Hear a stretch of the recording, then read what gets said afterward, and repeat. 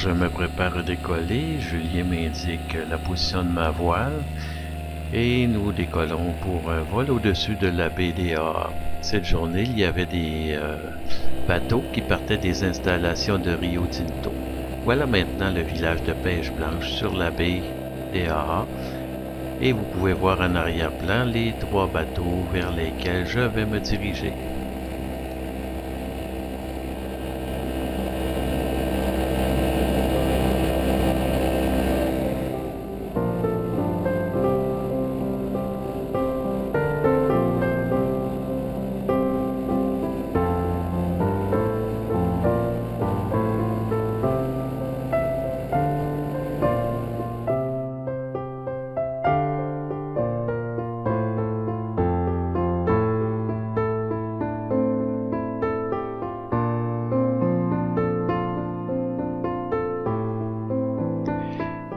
Ayant finalement configuré ma voile pour essayer d'aller plus vite, c'est-à-dire la détrimer, j'arrive presque à côté du dernier bateau, et puis j'aperçois sur les couvercles des containers, là, des couvercles des endroits pour serrer le matériel. J'aperçois donc un marin qui me fait des grands saluts.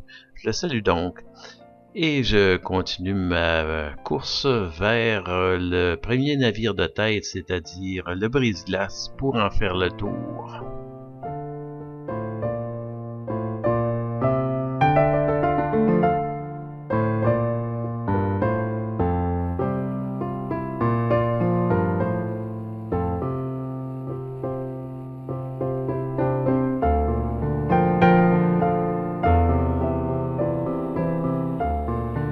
Je suis étonné de voir un peu partout sur la glace différents trous.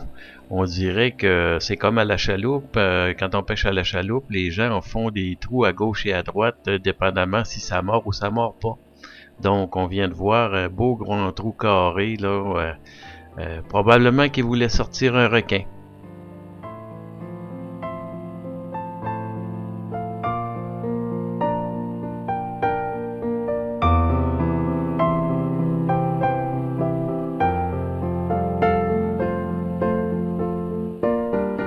Le chenail que vous pouvez apercevoir sur la gauche, c'est le chenail qui monte vers Grand-Anse, c'est-à-dire que cet embranchement se dirige vers Chicoutimi.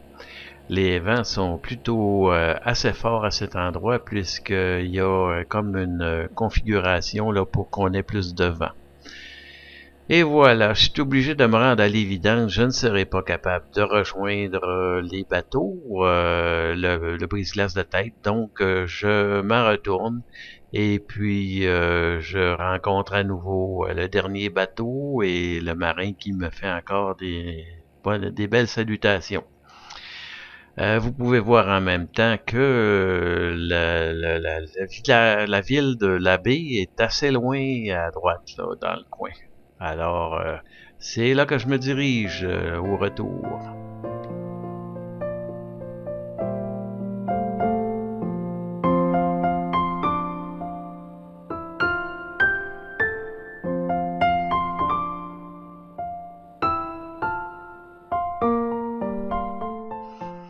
Tiens, à mon retour, on va passer un peu plus près de cette faille que j'avais aperçue. Alors, je me suis fait dire que cette faille est pas mal toujours là tous les hivers, probablement dû au fait des mouvements de marée et également le fait que il y a la confluence entre le bras pour aller vers Chicoutimi et celui pour aller vers la baie. Donc, c'est une faille qui va en s'élargissant vers la fin du printemps. Il y en a même qui en profitent pour pêcher sur le bord de cette faille. Ça évite de faire des trous.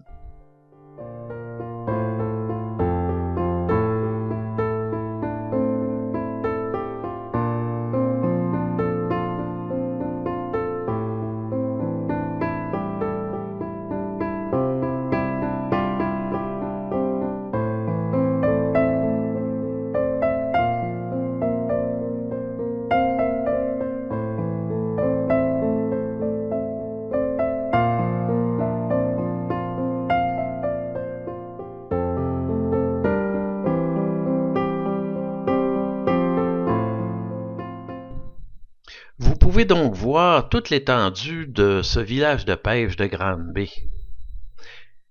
La première ligne à gauche, c'est la ligne où on pêche seulement que de l'éperlan.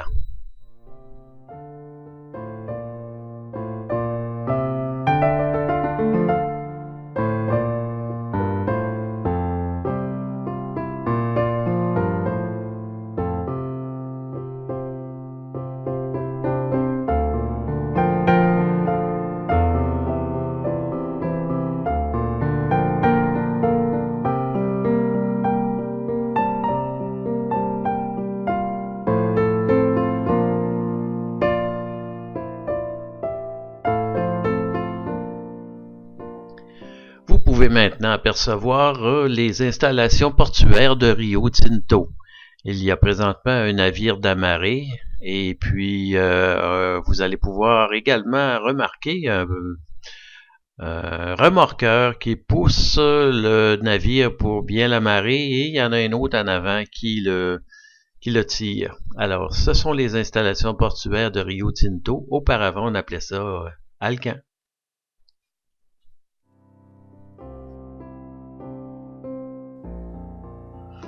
Vous avez maintenant le quai de croisière à votre gauche et ainsi que le village de pêche sur glace de l'Anse-à-Benjamin. Je ne m'y attarderai pas parce qu'on annonçait un hélicoptère et je désire m'en aller du secteur. Préparons-nous donc maintenant pour l'atterrissage.